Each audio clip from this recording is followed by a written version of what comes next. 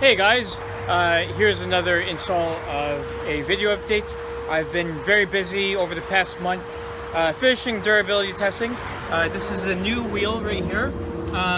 Basically, I have been just doing a lot of lateral testing, so you can see more of it right here. Sorry for the bad lighting. It always scares me. So it always does like a mini burnout, but basically what we're doing here is that I'm finishing durability testing and lateral testing. Hollow testing, actually the wheel performed really well, lasted over 100,000 bumps at 35 miles an hour with a simulated rider 400 pounds. And the weak spot is actually the lateral testing.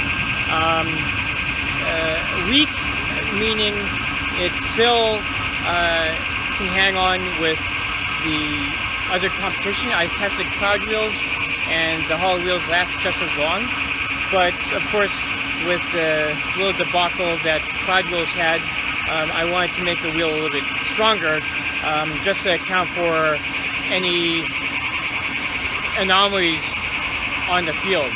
And so what I did was I added some more ribs to the inside to add a little bit more strength to the wheel.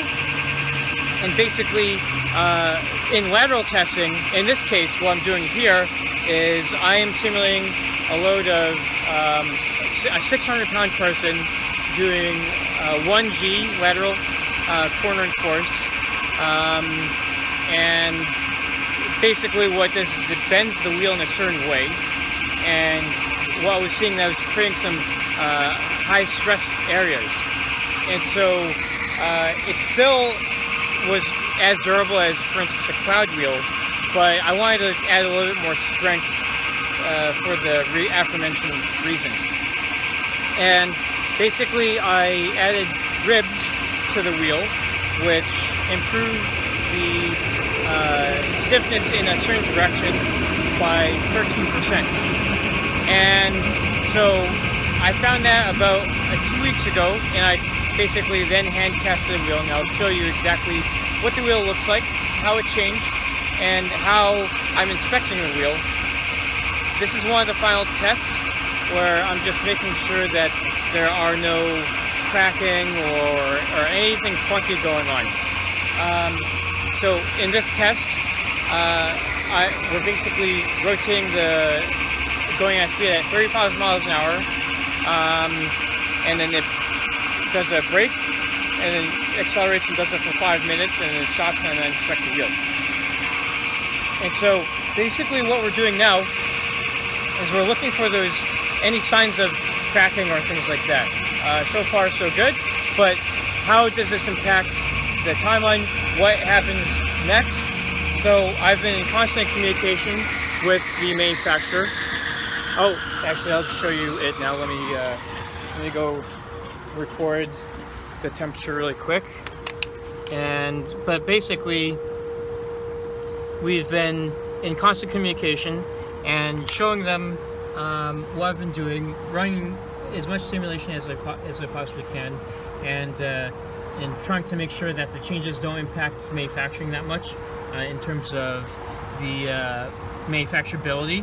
So here you can see that the wheel, you can see the ribs here. You can see it like that.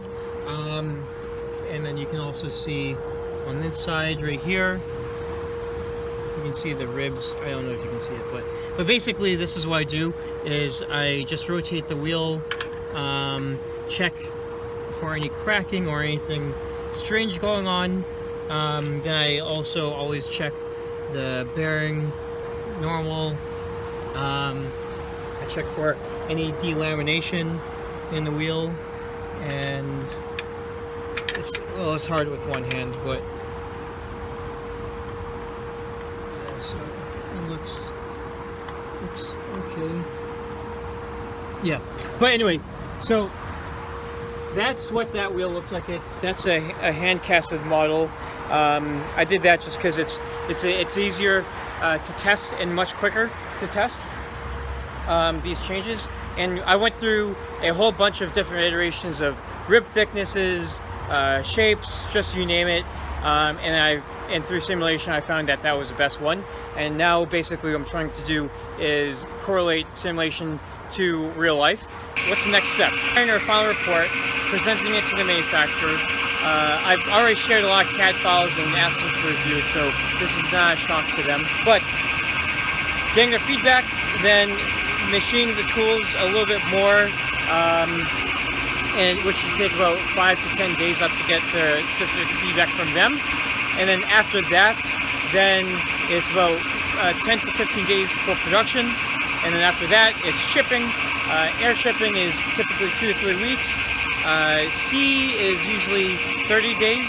And I just have to take a look at what the costs are for that, if I can afford it. Of course, I want air ship if I can, but I also am not made of money, unfortunately. But I just want to try to get this wheel out as fast as possible, of course. And after that, then it's about 4 days for me packing and shipping and things like that, and that's what that looks like. Of course, though, I do need to make sure that the manufacturer can ship this at scale, making sure that they manufacture and hold the tolerances, because that's the last, that is the only variable left that I want to make sure of. So after this, when I get that batch of wheels, I'm ordering about 200. I'm ordering 200 sets, and then I'll be mass testing a bunch of these wheels on the test rig. So that's the updates. Please check out. I'm just checking the temperature again. Please check out the blog. Please feel free to reach out to me at any time. I really appreciate your all the support, the faith that you've put into me, and thank you guys so much. So yeah, well, I will go now.